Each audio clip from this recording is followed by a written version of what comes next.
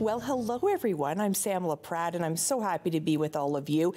Derek isn't here today, but that's okay. We're sending him lots of love, and we're so happy that you've joined us for Daytime. We have amazing guests coming up for you today, and I can't tell you how thrilled I was to find out our very first guest today is Terry Marcotte. Hi, Terry. How are you? Terry, I adore you, and you've been telling stories for decades, obviously in the world of sports. You've done something really remarkable, and I want you to tell us all about it. You've written a book with a very lovely lady by the name of Theresa Bailey.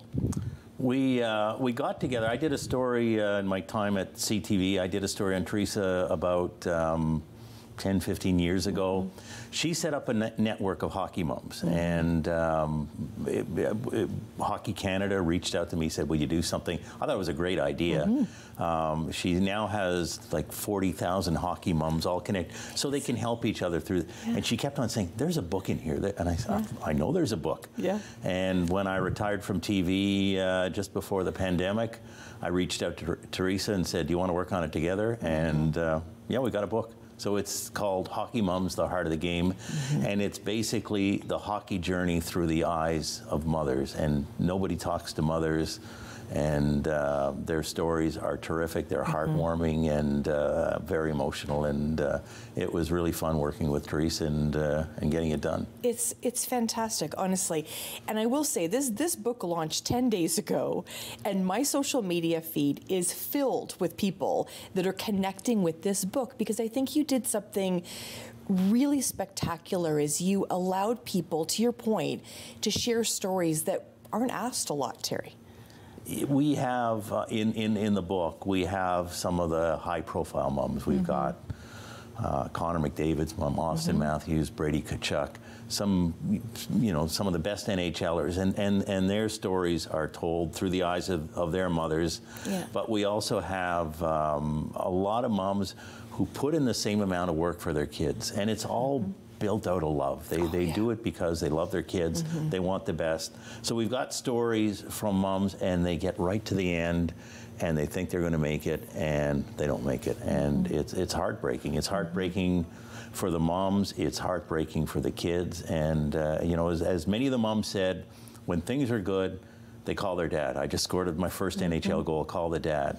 When they get cut from a team, when their girlfriend breaks off, the call goes to the mom. Oh, you're going to make me cry.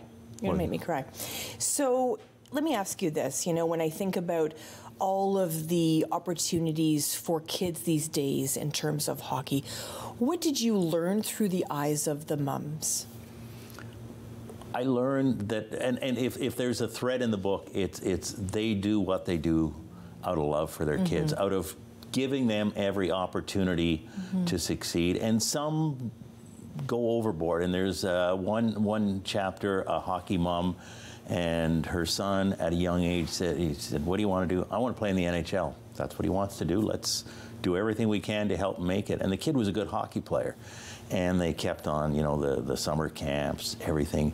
But it got to the point where the drives were uncomfortable, and both father and mother, what were you doing here? What would you, and trying to, built out of love, but and how often does that happen with parents that you cross the line? And eventually the kid was minor midget, and OHL scouts were there to watch him, and he had a terrible game. And they get in the car and said, you were awful. And you knew the scouts were there, and they start badgering him. And he said, you want it, I don't. It's your dream, it's not my dream. And the lights went on, and she said, wow. And did a complete turn, and she said, if we had invested the energy that we put into his hockey into school, imagine the possibilities. But they didn't. If he didn't want to do his homework, they made excuses. So, but what she did was out of the love for her child. And I think it's something a lot of parents, a lot of us can relate to. And it's so interesting because you love telling stories, and normally you'd be sitting here. Oh, I know. This is weird. This is weird. It's weird for me. I know, we should switch. Yeah. This is weird for me, too, because, of course, I've admired you for years, and you've been very generous over the years to me in my career. But what was different about this time, telling this story and working with someone so directly, and then people were going to be able to pick it up and hold it, right? Was it different? Well, for sure, it was different, because when you write a TV story, it's a couple minutes long, and you're crafting it, but it's a couple minutes, and you got a beginning, a middle, and an end, and you're telling a story.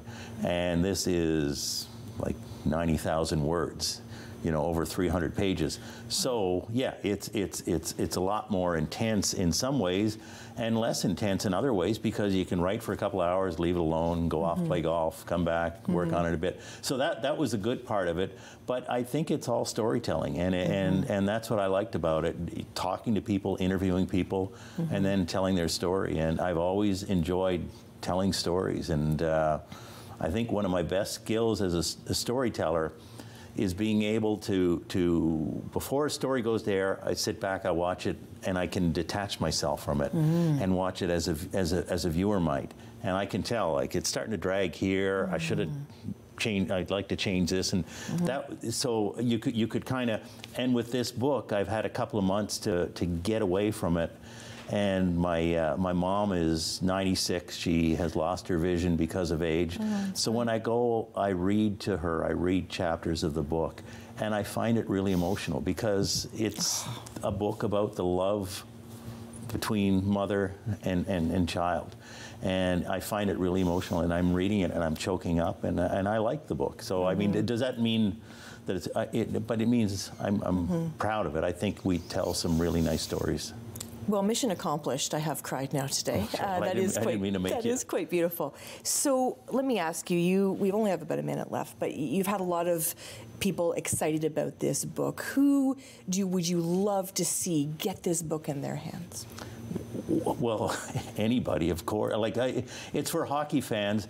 I think our target when we were writing it, I think we were like, all of the books out there are for dads, and when we designed the idea, I mean, the idea was, a kid goes to Chapters and says, what am I going to get Mumford? That Hockey Moms book. Wouldn't that be nice? So it's a real tribute to hockey moms and what they do.